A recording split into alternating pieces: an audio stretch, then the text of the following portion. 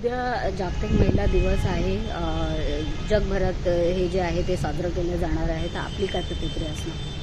बघा, जागतिक महिला दिवस एक दिवसाचा नाही, दर दिवसाचा असायला पाहिजे. महिलाचा सन्मान आम्ही दरवेळी ठेवायला पाहिजे, दर क्षण ठेवायला पाहिजे. आणि उद्या शिवसेनेने 10 वाजता षण्मुखानंद हॉलमध्ये एक मोठा कार्यक्रम जे आपल्या बहिणींना सगळं सत्कार करायला ठेवला आहे. तसंच जे पण विविध क्षेत्रात जे अचिव्हर्स आहेत त्यांचा सत्कार होणार आहे.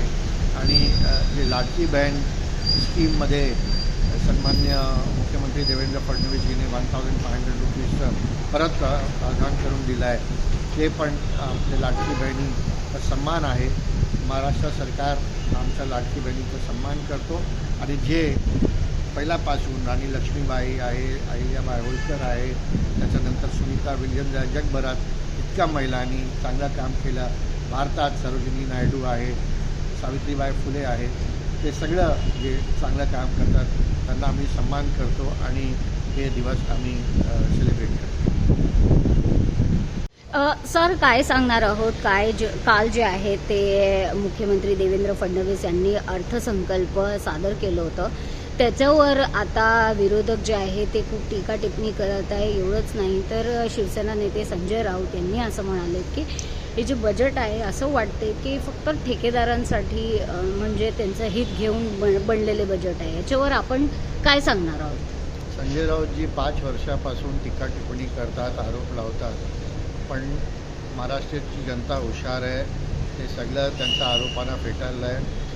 तुम्ही बघितलं की लोकसभामध्ये आम्ही जिंकलो, विधानसभामध्ये महायुतीची सरकार परत आली, TMCमध्ये आली. जे लोकल बॉडी स्थानिक स्वराज्य संस्थाचे इलेक्शन होते तिथे पण महायुती 1, 2, 3 नंबरवर आली.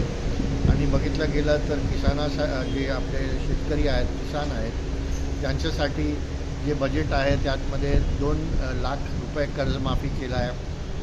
ज्यांनी आपला किस्त टाईमवर भरला आहे त्यांना 50,000 रुपयाचा इन्सेंटिव्ह दिला आहे. असा करोडो किसान जे आमचे बंधू आहेत त्यांना फायदा होतो. त्याचं अतिरिक्त जे लाडकी बहिणी आहेत ते स्कीम पण आम्ही ठेवल्या आहेत. 1500 रुपये दर महिने लाडकी बहिणांना आम्ही देतो आणि लगभग 14-15 महिन्यापासून आम्ही देतो आहे. आता पण बजेटमध्ये त्याचा प्रोव्हिजन केला आहे. ते ऑलमोस्ट 50 to 55,000 crores एक प्रावधान त्याच्यासाठी केलं आहे. त्याच्या अतिरिक्त संभाजीनगर एक्सप्रेसवेसाठी 14,000 कोटीचा आम्ही प्राधान्य केलं आहे.